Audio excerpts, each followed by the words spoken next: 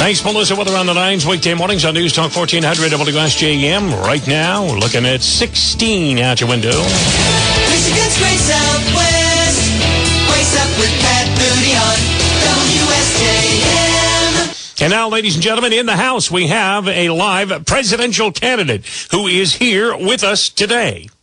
And his name is Mr. Bob Jackson. Good morning, Pat. Thank you very much for sharing some time with us. No problem. Happy to chat with you this morning. Now, you are a presidential candidate. By the way, those who remember the name Bob Jackson probably remember him because he was very active here in Southwest Michigan, was instrumental in helping to get the Benton Harbor Enterprise Zone up and running, the first and only enterprise zone that was ever established in the state of Michigan. And then along came the Renaissance zones a little bit later.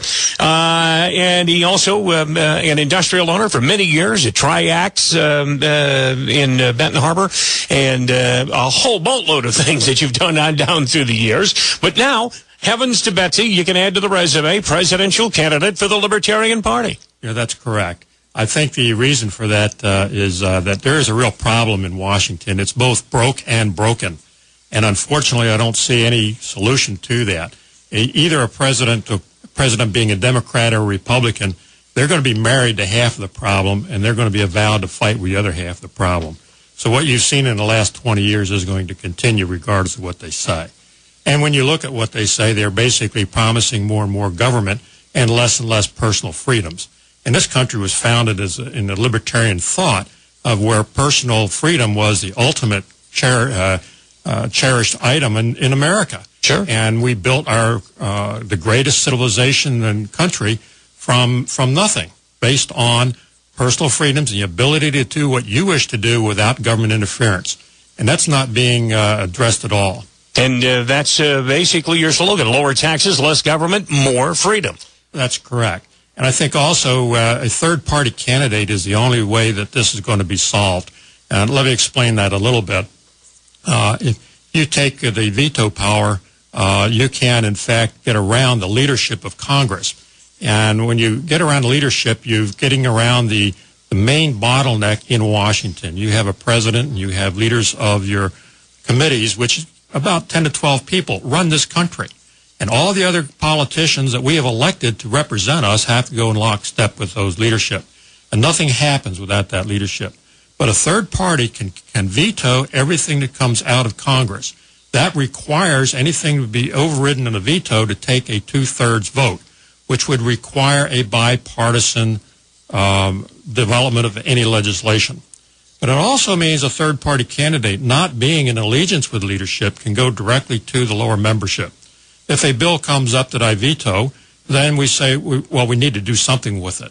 Well, I would go past leadership to the 400 and some congressmen that don't have any rights in Congress anyway, and the 80-some senators, and go to those committees and go down the ranks to the lower seniority people and say, this is what we need for legislation to get this country back to the principles of what the Constitution stands for. So a third-party candidate can do that.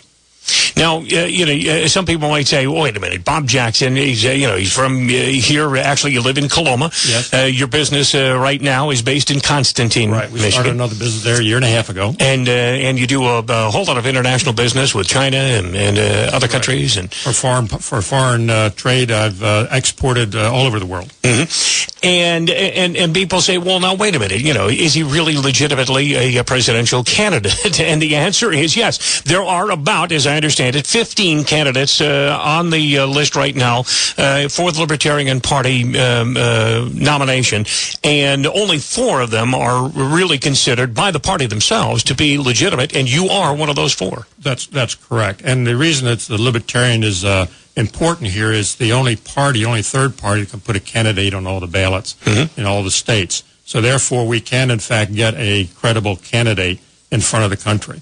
And the Libertarian Party, up until this point, has been mainly a party of issues. And people are very aware of the Libertarian Party. They always think of them, there's this issue, that issue, and whatever. What my goal is with the Libertarian Party is to transform it to a party of governance.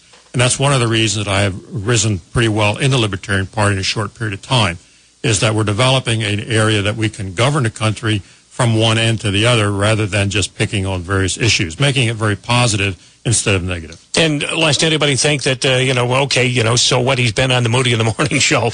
he's also been on, well, locally that's okay. But you've been on Dennis Miller's show. You've been interviewed rather substantially up in New Hampshire during the campaign there. New Hampshire primaries, they had some very good interviews on their TV show, but getting the national media has been the main problem of a third-party candidate. Sure. It's very difficult to get the media. No, there's no question about that. I mean, the other day they wouldn't even let some of the Democratic candidates appear on. Well, that's an advantage. Well, for you, yeah. Now, I know you also have risen in the party and are advancing rather nicely within your party because of the fact that you've got such a rich background with business and industry and so many other things. Right. I've been very, very blessed in my lifetime. I think people should refer to my webpage. It's www.bobjackson.org. Nice and easy to remember. Mm-hmm. And you'll see that I basically have had 2 or 3 lifetimes. I've been very, very blessed. So my experience has been very, very broad. And when I compared that to what we need in the national arena, I said, if any private individual could ever rise to be an effective president, they would need credentials like you'll see on that webpage. So that's another reason why I say, if anybody can do it, I can do it. And I really feel I can do this job.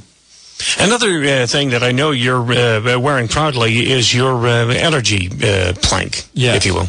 I believe I have the only practical energy plan. That's because I'm an engineer. There are no engineers that I know of in Congress that know anything about it.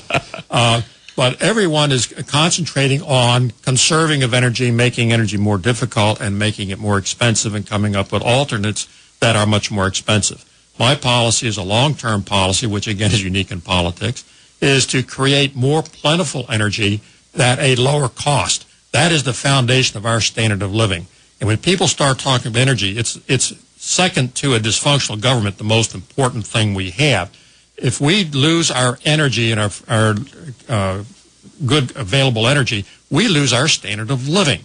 And therefore, we have to have an alternative.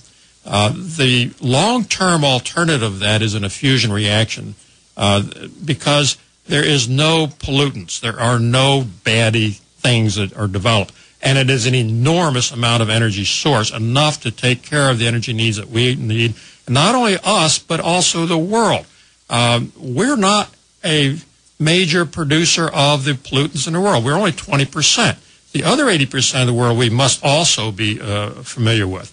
If we can produce a fusion reactor, and with American technology and ingenuity, which I thoroughly believe we can do it, all the physics are there. I understand those physics. Can be done. We could then be exporting power plants across the world, and therefore we get rid of the carbon dioxide problem, not by legislating it out, but by making it more economical to have a alternate material or energy that is less expensive and more plentiful. And that's the core of that. More of that's in the webpage, by the way. Yeah, and not by legislating it out, but by literally phasing it out. Yeah, the good old American principle of competition. Yeah, let's get absolutely. That's more plentiful and less expensive, and we all do better. How would you characterize your reception thus far from the people that you have had the opportunity to campaign in front of and so forth? It's all been very, very good. Mostly people are amazed that I've had as broad a background that I've had. They've all said, well, if you're such a great entrepreneur, why aren't you a millionaire? Well, entrepreneurs generally will focus on a single point, and then they will build on it, and they will get that way. I've never been totally impressed about being that rich or whatever. I've always been interested in learning something new. So when I succeed at one thing, I go to something else. So therefore, I've built a very broad background. So people are interested and say, gee, you've been in everything. And I said, well, if I haven't, I will be soon. I'm on my way. Now I'm running for and now, here's proof. Here you are running for President of the United States. Absolutely. And I thoroughly believe that I could do the job given a chance. Now, were you on the ballot in New Hampshire? No, I wasn't. They had that restricted down to the primary parties. Okay. But we were able to get our message out. Okay, very good. Are you allowed in on the ballot in any of the primaries, or do you have to wait till the actual... They will be on the ballot in California. Okay. Those ballots have come in. But the Libertarian Party basically makes its nomination of its candidate at its convention, which will be in May in Colorado. Okay. And what would you put your odds at? Oh, better than the lottery. Actually, I believe for the Libertarian Party nomination, I think my odds are as good as any other candidate.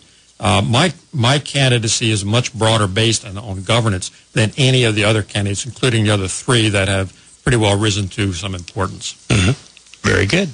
Well, congratulations. Good luck. Hope things go well for you.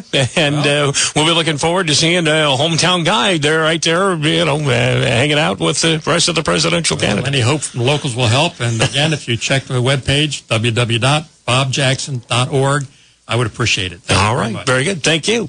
Bob Jackson, ladies and gentlemen, candidate for president of the United States, with us right here on News Talk 1400 WSJM.